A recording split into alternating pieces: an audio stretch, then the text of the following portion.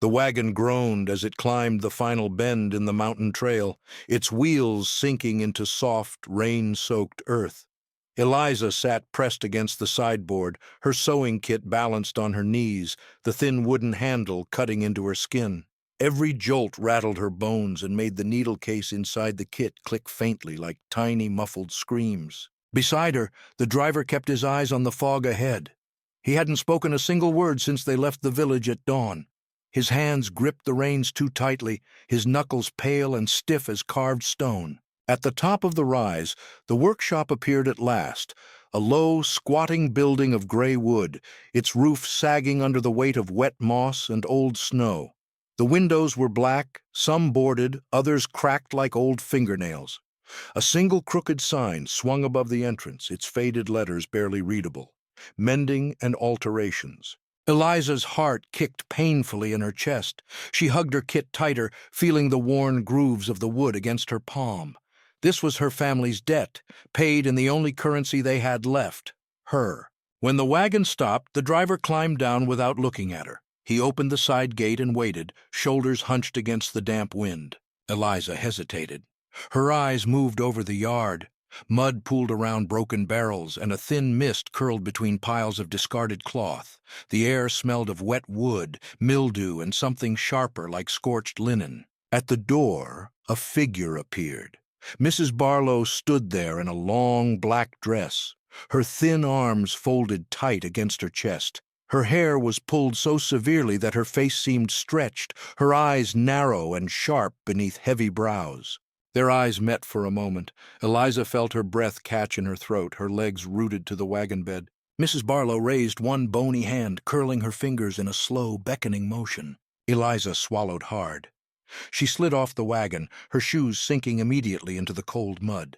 The driver turned without a word and began to unhitch the horse, his face already lost behind the shifting curtain of mist. Clutching her sewing kit to her chest, Eliza forced her feet forward. Each step felt as if it might be her last, her entire body tense and hollow. As she reached the doorstep, Mrs. Barlow stepped aside, leaving the doorway yawning open like a silent mouth. Eliza crossed the threshold, the shadows of the workshop swallowing her instantly. Behind her, she heard the wagon creak and then roll away, its wheels fading into the fog like a dying heartbeat. Inside, the air closed around her, damp, heavy, and waiting. The heavy door closed behind Eliza with a deep wooden sigh, leaving her in a narrow entry hall that smelled of damp wool and old soap. The air felt colder inside than in the fog outside, as if the walls had learned to hold their breath. Mrs. Barlow stood a few steps ahead, her back straight, her black dress falling around her like a curtain. Without turning, she lifted one thin arm and pointed down the hall. Eliza followed obediently, her sewing kit clutched so tightly that her fingers ached. The floorboards groaned beneath her steps, each one echoing through the narrow passage like a question she dared not ask. They passed a doorway on the left where faint lamplight spilled out. In the dim glow, Eliza saw a row of women bent over long wooden tables, their heads bowed low, hands moving in quick, precise motions. None of them looked up. The room was filled with the low rustle of cloth and the sharp click of needles. A sour smell of wet fabric and iron dye clung to the air, catching in Eliza's throat. She pressed her lips together and moved faster, her eyes fixed on the hem of Mrs. Barlow's dress. At the end of the hall, Mrs. Barlow stopped before a narrow stairway leading upward into darkness. She turned slowly to face Eliza, her sharp eyes gleaming like wet stones. "No one goes upstairs," she said, her voice low but hard enough to cut. "You work from dawn until I say you stop. You speak only if spoken to. You keep your eyes down, understand?"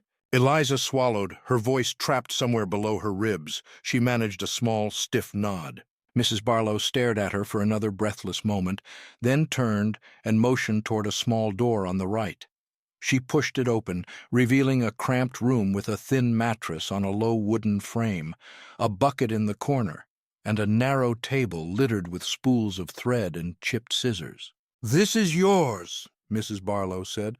Her gaze flicked over Eliza one last time, cold and appraising. "Be ready at first light." Without waiting for an answer, she stepped out and pulled the door shut behind her. The latch clicked into place, the sound final and heavy. Eliza stood in the center of the room, the sewing kit still pressed to her chest. Her breath came slow and shaky as she looked around.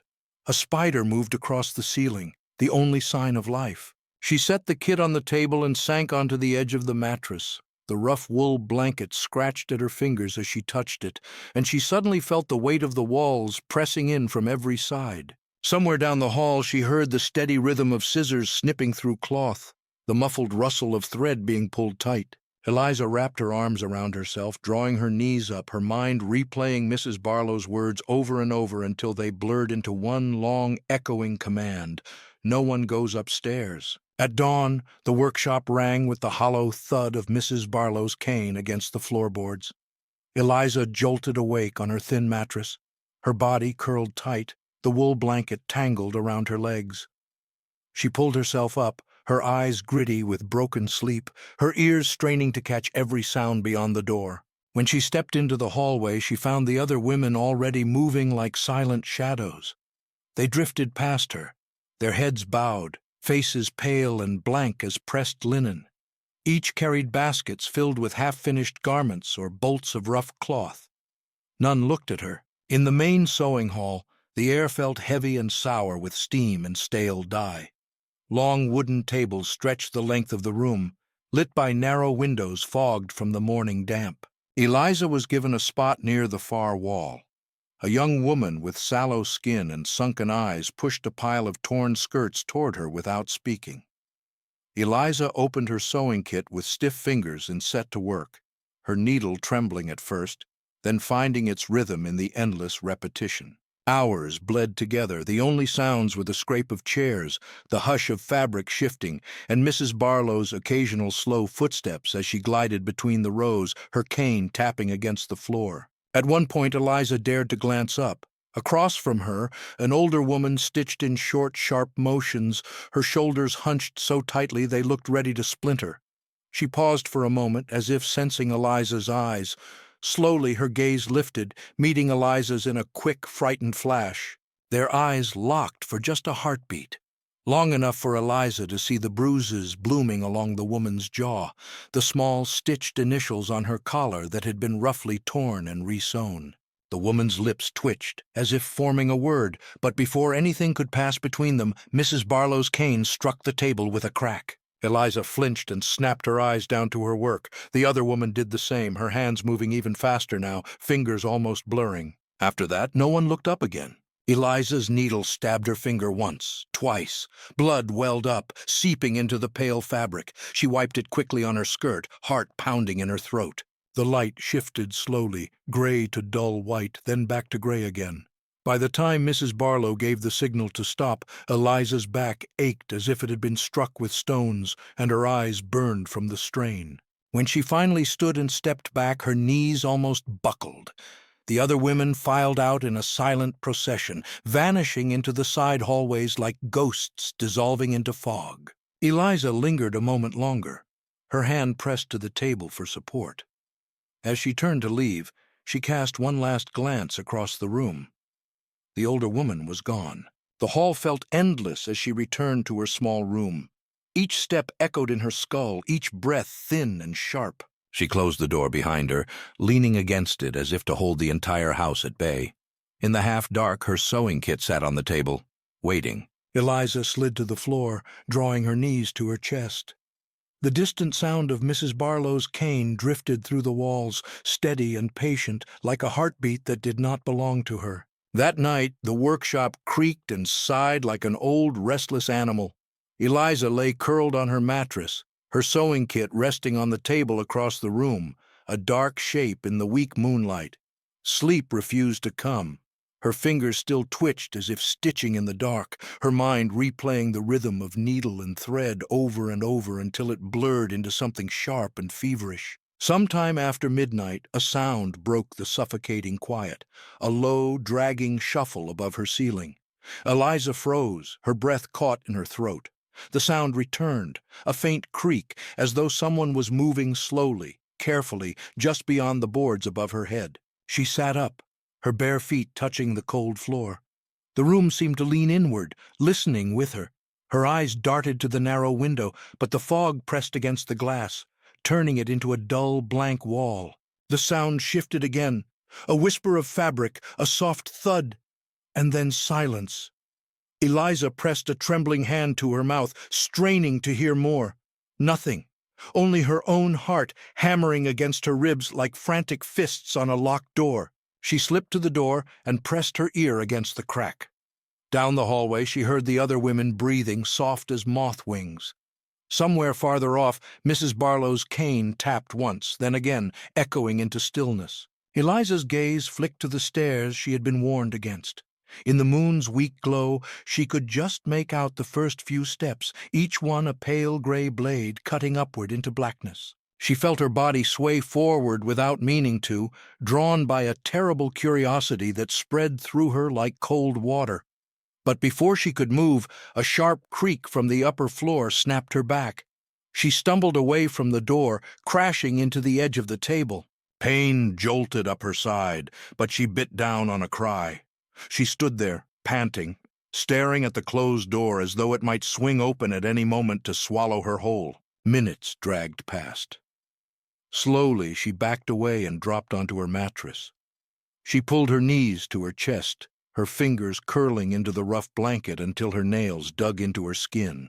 Above her, the floor stayed silent. But in her mind, she saw a shadow gliding across those hidden boards, long hair falling forward, eyes wide and black as an empty room. Eliza buried her face in her arms, rocking gently. Mrs. Barlow's words echoed in the dark like a curse. No one goes upstairs. Yet now, that warning felt less like a rule and more like a plea, or a threat meant to keep something in rather than her out. She stayed that way until her muscles ached and the first weak hint of dawn bled into the fog outside. Only then did she let her eyes close, though even in sleep, the image of the moving shadow clung to her like a second skin. Morning seeped through the window in a pale, reluctant glow. Eliza's eyelids felt heavy and raw, her body stiff from a night curled into herself like a wounded animal. Every muscle ached, each breath tasted like dust and iron. When she stepped into the hallway, the other women were already filing toward the sewing hall, heads bowed, arms hugging baskets of mending. None of them looked at her. Their silence pressed against her like damp cloth, stifling and close. At breakfast, they sat on low benches around a long, battered table. Porridge steamed weakly in chipped bowls. The older seamstress from the day before sat across from Eliza, her eyes hidden behind a curtain of lank hair. Eliza's stomach turned as she watched Mrs. Barlow walk the length of the table, her cane tapping with a cruel rhythm. The widow's sharp eyes skimmed over each woman, pausing just long enough to catch a flinch or a tremble. Eliza's throat tightened.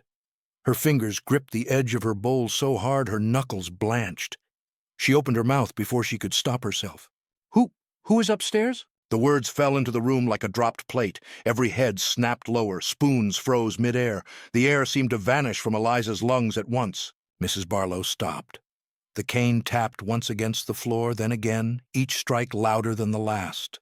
Slowly, she turned to face Eliza, her lips pressed into a thin, bloodless line.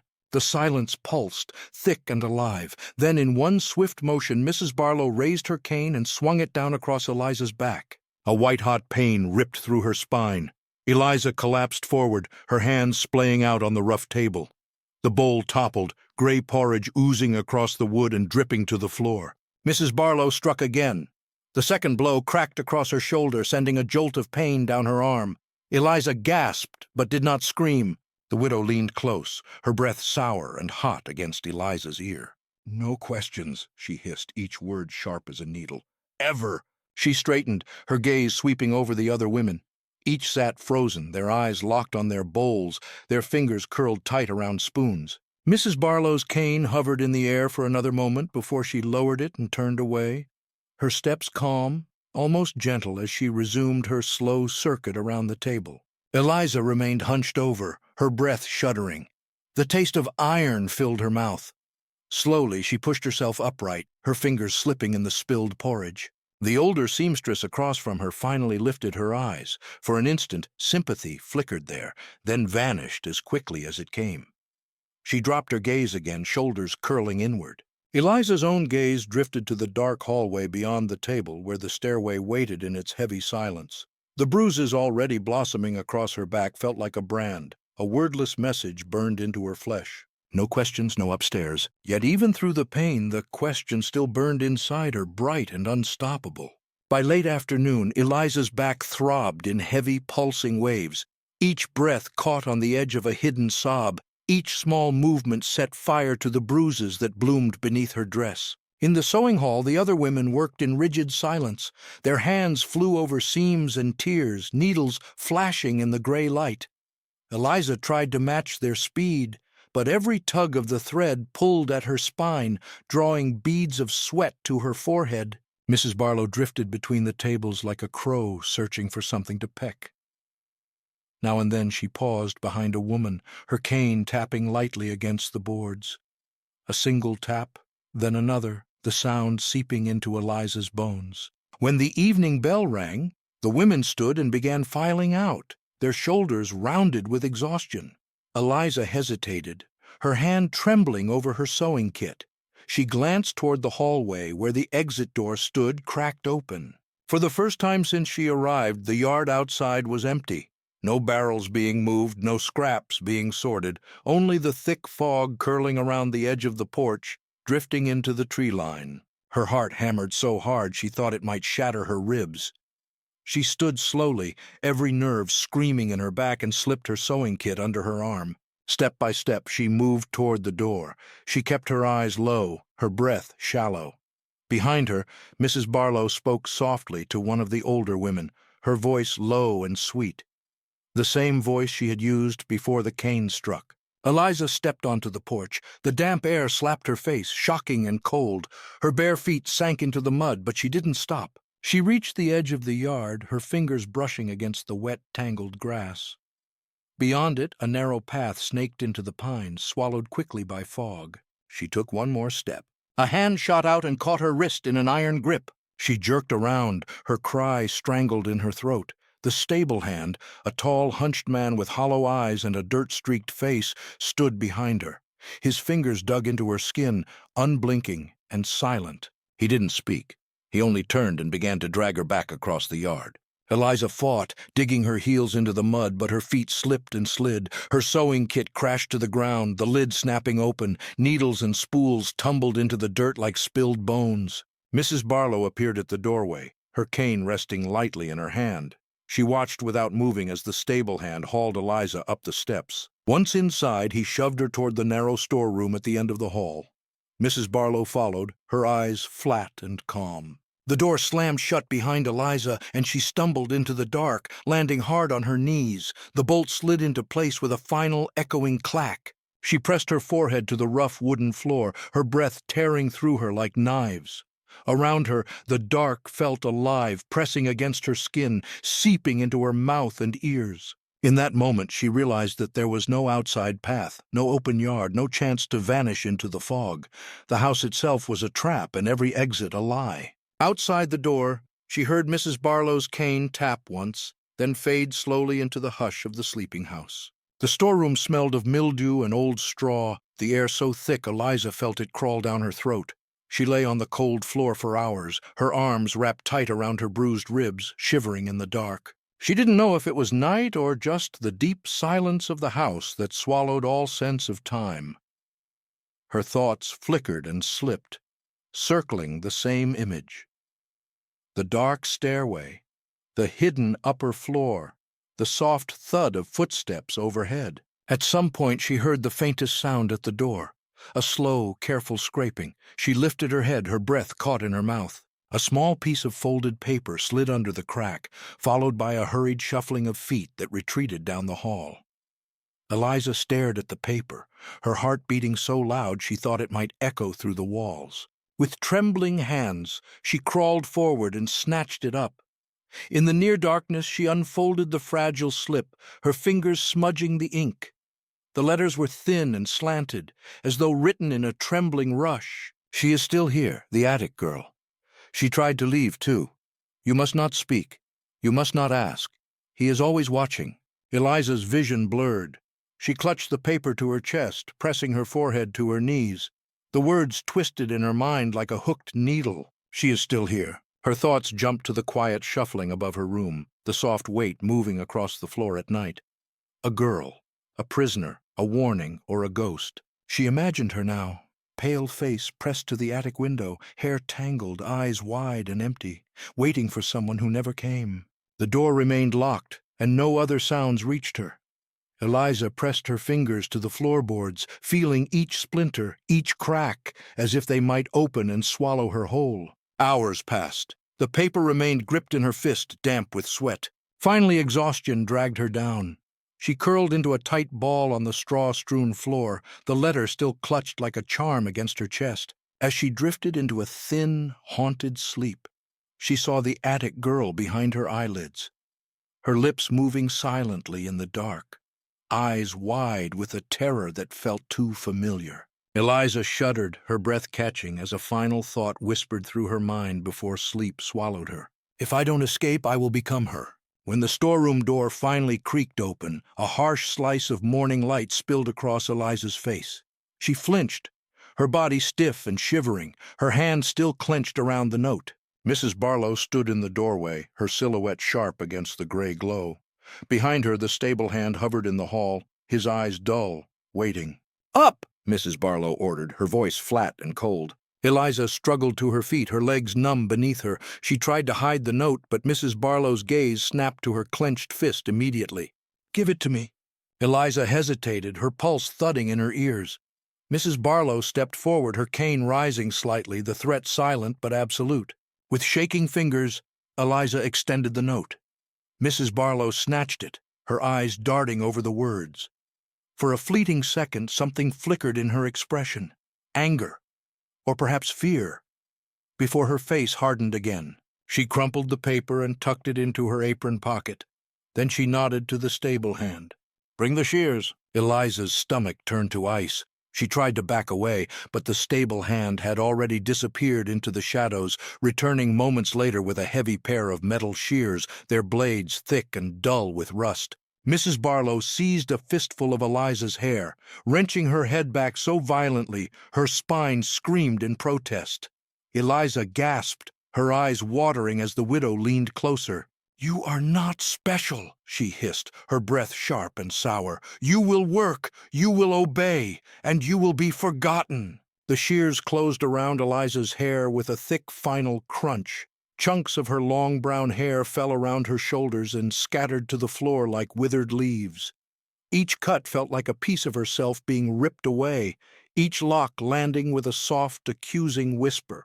When Mrs. Barlow finished, she tossed the mangled hair to the stable hand, who gathered it in his arms like dirty rags and shuffled away. Eliza stood trembling, her scalp burning with raw, exposed cold. Mrs. Barlow stepped back and pointed to Eliza's dress, her only one, a thin, faded piece she had mended and patched herself too many times to count. "Take it off," she commanded. Eliza's lips parted in shock, her fingers hovering at her collar. Mrs. Barlow's cane rose sharply. Eliza obeyed, her fingers fumbling at the buttons. When she finally slipped out of it, she stood in her thin shift, the cold air scraping across her skin.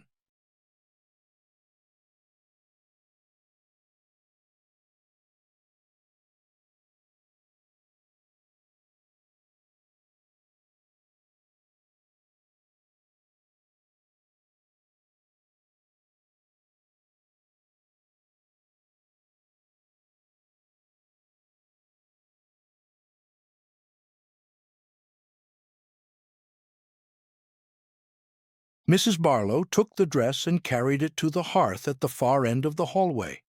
Without ceremony, she tossed it into the flames. The fabric curled and blackened quickly, the faint smell of burning cloth seeping into the air. Eliza watched, rooted in place, as her last connection to her old life shriveled into ash. Mrs. Barlow turned back, her eyes narrowing in satisfaction. "You will wear what I give you, and you will forget what you were." She tossed a rough gray work dress at Eliza's feet before disappearing down the hallway, the echo of her cane tapping like a slow heartbeat against the boards. Eliza knelt, her fingers closing around the coarse fabric. She pulled it against her chest, her newly shorn head lowered. Above her the silent attic waited, and somewhere inside her the last warm threads of her former self smoldered and died with the dress in the hearth. Eliza sat alone on the edge of her cot that night, her shorn hair prickling against the nape of her neck like nettles. The new gray dress itched her skin, rough and unyielding, as if sewn to punish rather than protect. She tried to focus on the small motions of her hands, but her mind slipped again and again to the attic above, to the sound of cautious footsteps at night, to the letter she could almost feel burned into her palm. Unable to sit still, she stood and moved to the center of the room. Her bare feet brushed against the uneven floorboards. Something felt off. She crouched down, running her fingers over the cracks. Near the corner, one board shifted slightly under her touch. Her breath caught. Heart pounding, she pried at the edge with her fingernails until the board creaked upward, revealing a narrow, dust-choked cavity below. Inside lay scraps of faded fabric, torn pieces of old dresses, the colors dulled to gray and brown. Beneath them, a small bundle of letters tied together with a fraying blue ribbon. Eliza pulled it out with trembling hands, the dust rising like a thin ghost around her. She untied the bundle and unfolded the first letter. "Dearest Mother, she says I will become nothing, but I still dream of the valley. Please, if you find this, know I tried to get out." Oh. The script was jagged and frantic, ink blotched in places where tears had clearly fallen. She read another. "I hear her at night. She walks above us. I think she watches through the cracks. I think she waits for someone to finish what she could not." Eliza's chest tightened until it felt she might split open. She glanced toward the ceiling, imagining a pale face pressed against a dark gap in the attic boards. She flipped through the remaining letters, each one a fragment of someone who had been erased. Girls with delicate handwriting and desperate words, stories that had been buried beneath her feet. As she read, a strange clarity settled into her bones. Mrs. Barlow wasn't just breaking them into obedient workers. She was unmaking them piece by piece until no trace remained beyond these hidden scraps. Eliza pressed the letters to her chest, her breath shivering in the dark. She could feel something shifting inside her, a small, sharp flame pushing against the heavy fog of fear. The stories beneath the floor weren't just warnings. They were unfinished rebellions, soft voices that had never been heard beyond these walls. She tucked the letters carefully back into their hiding place, lowering the board with shaking fingers. When she rose, she pressed her hand flat to the wall, feeling the splinters bite her palm. Somewhere above her, the attic groaned softly, as if echoing her silent vow, "I will not be another forgotten letter." The next morning brought a heavy, suffocating fog that pressed against the windows like a damp hand.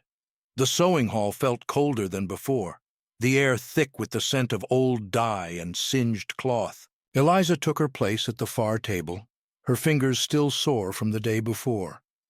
The gray dress clung to her skin, reminding her with every movement of what had been stolen. Mrs. Barlow moved silently among the rows, her cane only occasionally tapping the floor as if to remind them all of her presence. Eliza kept her head down, her needle darting through the fabric with mechanical precision. But inside, her mind churned, replaying the words from the letters hidden beneath her floor. At midday, when the women carried their baskets to the storeroom, Eliza lingered behind. She slipped into the back hallway near the kitchen where unused scraps and broken spindles were piled in dusty heaps. There, hidden beneath an old sack, she found it, a small pile of discarded dresses, torn and dirt-streaked. Her hands shook as she lifted one pale sleeve, revealing a delicate row of tiny embroidered initials along the hem.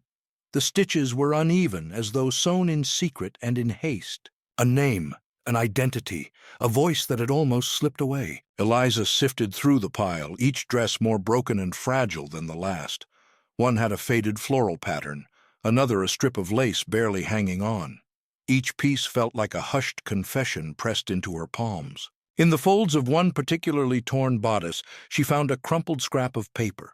She smoothed it carefully and read, "There is a tunnel below. It begins under the storage hearth. The key is hidden in the sewing hall floor." Her pulse surged so hard she thought she might collapse. A tunnel, a way out. She tucked the note into her sleeve just as footsteps sounded at the far end of the hallway. Mrs. Barlow's cane tapped sharply, growing louder. Eliza hurried back to the sewing hall, forcing her breath to slow. She slipped into her seat moments before Mrs. Barlow appeared in the doorway, her eyes sweeping the room with cold suspicion. Eliza bent over her work, her hands moving steadily. Inside, her thoughts raced around the same words. The key is hidden in the sewing hall floor. She risked a glance at the floorboards beneath the tables. They were worn and warped, lines of old nails tracing thin scars across them. She had to find the key, and when she did, she would finish what the others had started. As Mrs. Barlow's gaze slid past her, Eliza's eyes narrowed with a new, fierce focus. She knew now that escape was not just survival. It was a promise. To every girl whose dress lay rotting in that back hallway, to every trembling letter hidden in the dark, and to the attic girl above who waited silently in the shadows, unseen but never truly gone. That night, the air inside the workshop felt even tighter, each creak of the boards above sending a cold shiver down Eliza's spine. She sat hunched over her cot, the crumpled note hidden in her fist. Her fingers had cramped from clutching it so long, the paper damp with sweat. Outside her door, the hallway was silent except for the occasional slow drag of Mrs. Barlow's cane. Eliza waited until the last echo of the cane faded. Then she rose, each movement careful and quiet, her breath coming in shallow, measured pulls. She slipped into the hallway, her bare feet whispering over the floor. The sewing hall loomed ahead, dark and cavernous in the moonlight that leaked through the high windows. She stepped inside, her eyes sweeping the room. The tables stood like dark monuments, the smell of dye and damp wood clinging to every surface. She moved quickly to the far corner, where the floorboards looked more uneven and warped than the rest. Kneeling, she ran her fingers along the cracks, pushing and prying, nails splitting as she fought against the old wood. Finally, a loose plank gave way with a quiet groan. Inside, nestled in the dust and splinters, lay a small iron key. Its surface was rough and blackened, as though it had waited years in silence. Eliza snatched it up, her pulse roaring in her ears. She pressed it to her chest, her forehead resting against the cool floor. A soft sound snapped her head up. In the doorway stood one of the older seamstresses, the one with the bruised jaw and tired eyes. For a long moment, they stared at each other, two shadows caught in the same trap. Then the woman stepped forward. She held out a scrap of parchment, her hand trembling so badly the paper shivered like a dying leaf. Eliza took it and unfolded it in the moonlight. A rough map, drawn in thin, hurried lines, showed the sewing hall, the hearth in the storage room, and a jagged line snaking out into the forest beyond. The woman's voice broke the heavy silence, hoarse and low.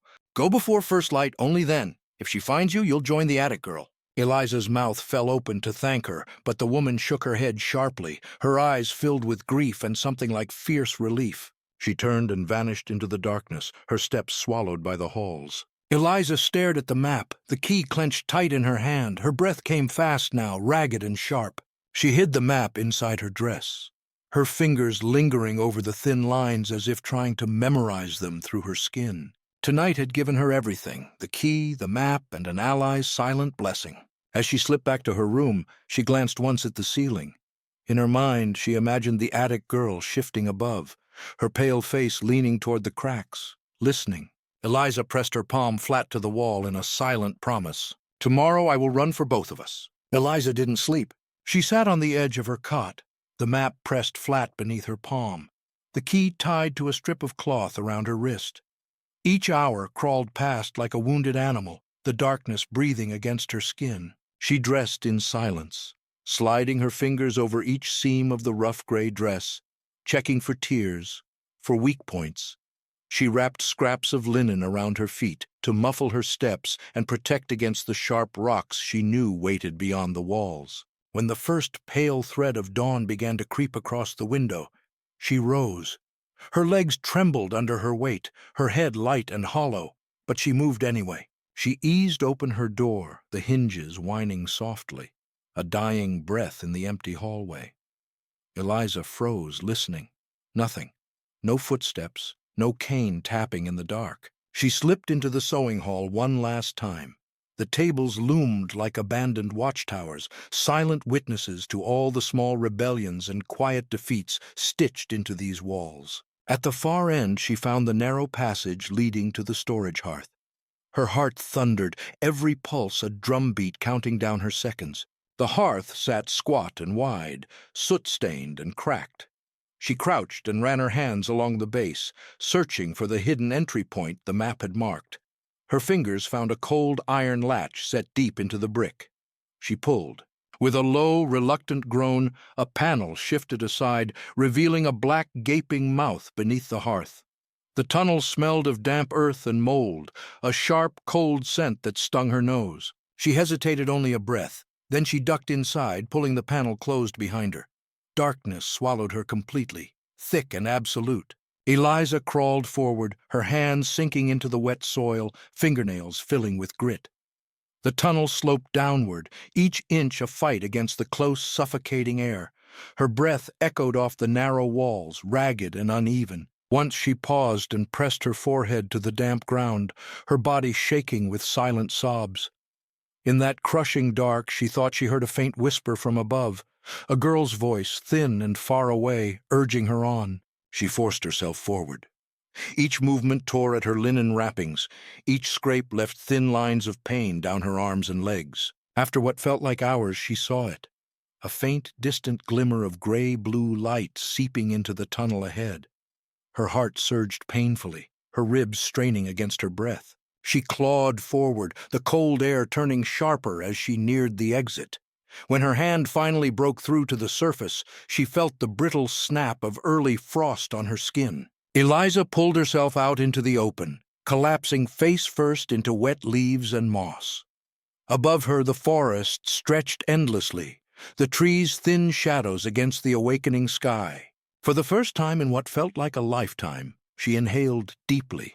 Sharp pine, cold air, the taste of freedom burning her lungs. Behind her, the tunnel yawned open like a silent grave. She pushed herself to her knees, clutching the key still tied to her wrist. Her whole body trembled, her skin raw, her eyes burning with exhaustion and fierce, fragile hope.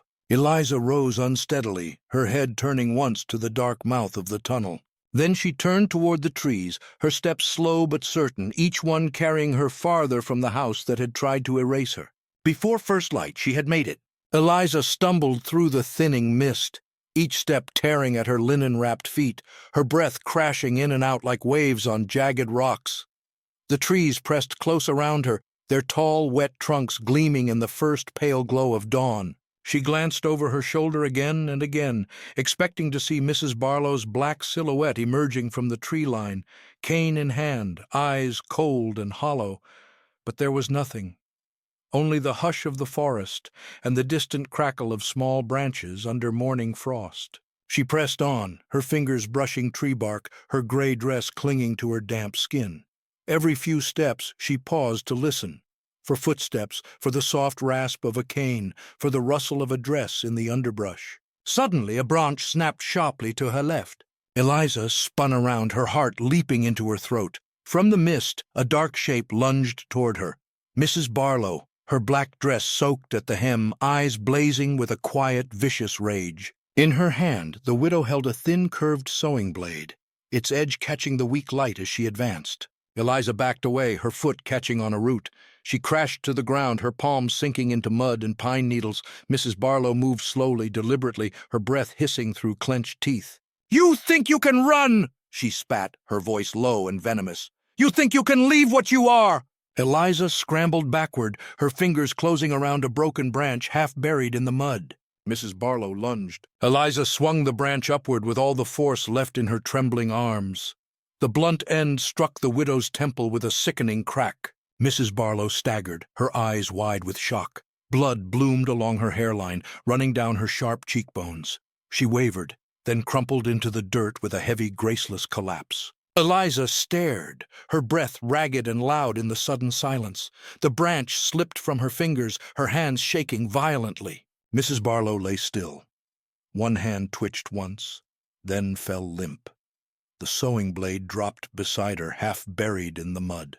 Eliza pushed herself upright, her legs threatening to give way beneath her. She grabbed the blade, gripping it so tightly the edge cut into her palm. The pain barely registered through the white roar in her skull. She forced her feet to move, past the fallen woman, past the last thin screen of trees toward the growing light. Behind her, Mrs. Barlow's body sank into the mud, her black dress fanning out like a dark pool, as if the forest itself was swallowing her whole. Eliza did not look back. With every stumbling step forward, the trees opened wider, the fog thinning into strips that curled away like torn cloth. The pale dawn sky stretched above her, endless and indifferent. Eliza pressed her bleeding hand to her chest, the blade warm against her skin. She had fought, she had survived, and she was still moving. Eliza pushed deeper into the forest, her lungs burning with each frantic breath. Her dress clung to her like a second skin, heavy with sweat and rain, the rough fabric rubbing her raw. Blood trickled from the shallow cut in her palm where she still gripped the sewing blade. The trees thinned as she climbed a gentle slope, each step dragging her farther from the house and the dark labyrinth of halls, farther from Mrs. Barlow's cold, piercing gaze. Above her, the sky slowly brightened into a fragile silver. The first weak rays of sunlight slipped through the branches, touching her face like a hesitant hand.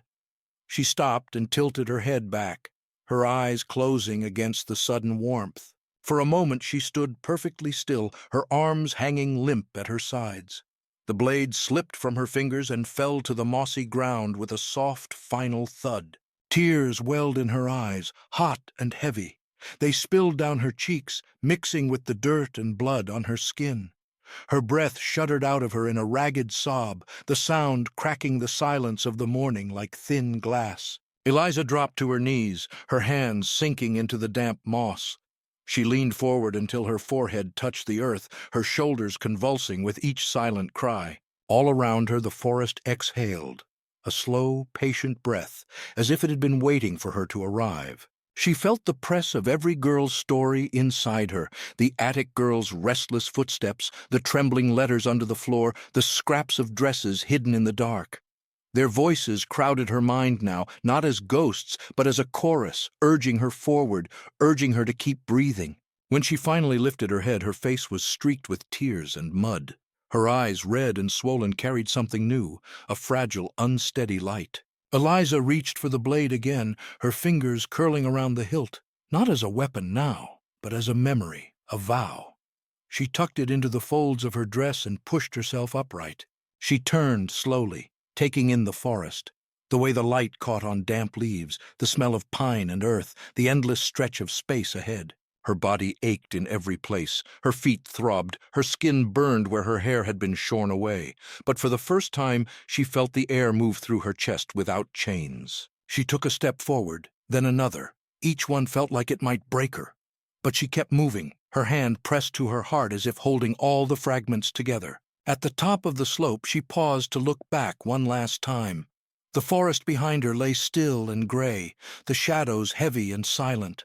The house was gone, swallowed by trees and mist, a nightmare receding with every breath. Eliza turned her face to the soft light spilling over the horizon and began to walk again, her silhouette small and trembling against the wide morning sky. The sun finally crested above the distant ridge, flooding the forest in a pale, gentle gold that slipped between the trees like a slow, cautious blessing. Eliza stumbled forward, each step tearing at her battered feet, her breath thin and raw. Her hands trembled against her sides, fingers curled tight around the edges of her dress. The sewing blade pressed against her hip, a small, sharp reminder of what she had fought through to get here. She reached a narrow clearing where the moss grew thick and soft, a quiet cradle of green. She sank to her knees, her whole body quivering as if it might splinter apart at any moment.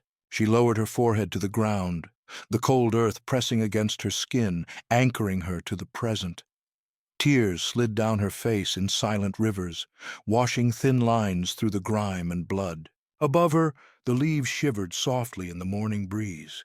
Birds called from somewhere beyond her sight, their voices thin and hesitant after so much silence. Eliza forced herself to sit up. Her gaze wandered across the clearing, her eyes glazed and empty at first, then slowly sharpening. She saw the way the light broke across the moss, how it glimmered on tiny beads of dew. She watched a small bird hop along a branch, its head tilting curiously toward her before it darted away. For the first time she drew a full breath. It scraped painfully through her chest, as if her ribs might crack under the strain, but it came. She pressed her palm to her heart. Beneath the bruises and rawness it still beat, stubborn, insistent, alive. The attic girl's ghostly steps echoed faintly in her mind, the fragments of the hidden letters whispering like threads through her veins. She carried them all now, every silent story stitched into her skin.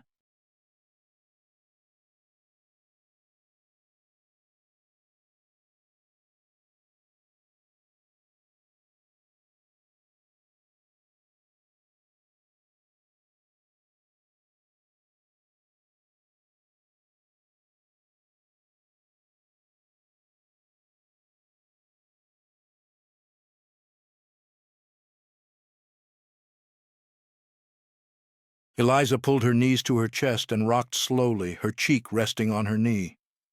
The forest was no longer a cage. It was a wide, unknown expanse, a wound that might never heal, but also a possibility.